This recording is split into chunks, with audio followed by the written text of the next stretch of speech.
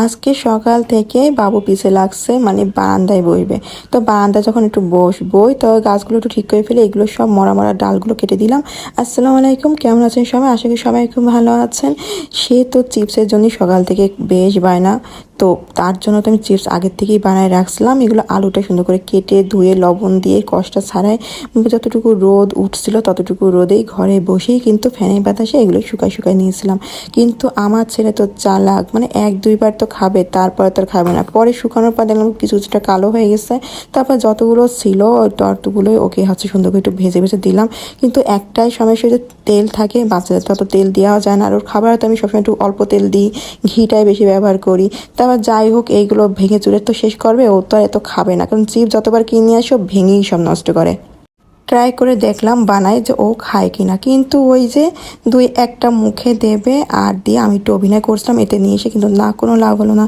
ছেলে বুঝে ফেলছে হাতে ধরেই যে এটা তার জিনিস না। তারপর কি করার, এই যে রান্না করব তার জন্য এই যে পাঙ্গাস মাছটা ভিজাই দিয়েছিলাম আগেই। আর এটা এতটাই তেল, রান্না করার সময় আমি একদম তেল ব্যবহার করিনি, একদম অল্প তেল দিয়েছিলাম। আর এই যেটা শুকনো বোম্বাই মরিচ ছিল, ভাবলাম এটা একটু ঝাল ঝাল করা যাক। তো ঝাল ঝাল করতে যে এতটাই ঝাল হবে আমি বুঝতেই পাইনি। তা এই যে রান্না করতে এসে দেখলাম যে একটু জালটা জোরে হয়ে গেছিলো, পেঁয়াজটা একটু পুড়তে বেঁচে গেল আর কি ওর জানটা।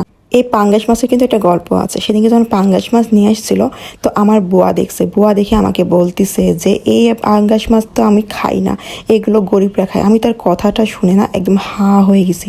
তখন আমি তাকে জিজ্ঞেস করলাম আপনি কি খান? সে বললো যে আমি অনেক ভালো ভালো মাছ খাই, দামি দামি মাছ খাই। তখন পাঙ্গাস মাছ তাহলে কারা খায়? বলছে গরিবরা খায়, পাঙ্গাস, তেলাপিয়া। আমি না শোনার পরে 2 মিনিট মতো শখ ছিলাম যে কি বলে, আমার রান্না করতেই তো লজ্জা লাগতেছে। যাই হোক, আমি গরিব বাবা, আমি খাই। তো এই যে মুরগির মাংসটা ভাবলাম এটা চপ করব। তো এখানে গাজর, পেঁয়াজ আর কিছুটা সয়া সস দিলাম, দিয়ে একটু ময়দা দিয়ে বেসন দিয়ে এটা একটু হাতে করে মাখাই নিলাম। ওই যে বললাম আজকে একটু ইফতারি বানানোর মুডটা আমার তেমন একটা ছিল না। তারপরে কি করে, একটু না করলেই হয় না, ছেলেটার জন্য করি আসলে, ও একটু দুষ্টামি করে ইফতারি টাইমে, ওইটা হতে ভীষণ ভালো লাগে। তো এগুলো ভাজতে দিয়ে দিলাম। গতকালের বেশ ইফতারি থেকে গেছে, এই জন্যই অল্প অল্প করে করলাম। আর বাবুর জন্য একটু বড়া করলাম, একদম ঝাল ছাড়া। আর এইগুলো টেবিলে বসে কাটাকাটি করলাম। আর এই যে আমার পাঙ্গাস মাছটা ধোয়া উঠা একদম হয়ে গিয়েছে, ভুনা ভুনা।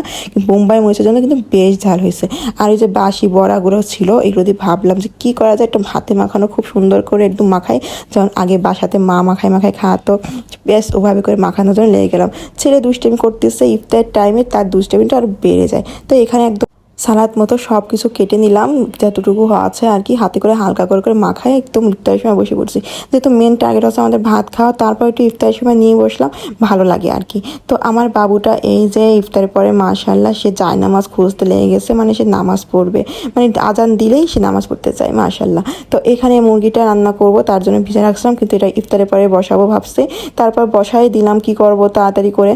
তো এটা একটু হালকা হালকা ঝোল করব আর একটু ডাল রান্না করব। তো এটা যেহেতু ওটা ভুনা হয়েছে, একটু ঝোলের তরকারি না হলে সেহরির টাইম আছে, রাতে খাবার আছে, তো ওইটা তো একটু কেমন লাগে না। তো এই জন্য ভাবলাম একটু মুরগিটা রান্না করে ফেলি। আর এই যে রহমতের মাস, তো রহমত আল্লাহ ঢেলে ঢেলে দিচ্ছে চারিদিকে, এত ঠান্ডা ঠান্ডা শীত শীত, এতটাই ঝড় বৃষ্টি, মানে কি বলবো, মাশাআল্লাহ, আল্লাহ যে রহমতের মালিক একদম। সবার এতটাই প্রশান্তি। সবাই ভালো থাকবেন, আল্লাহ হাফেজ।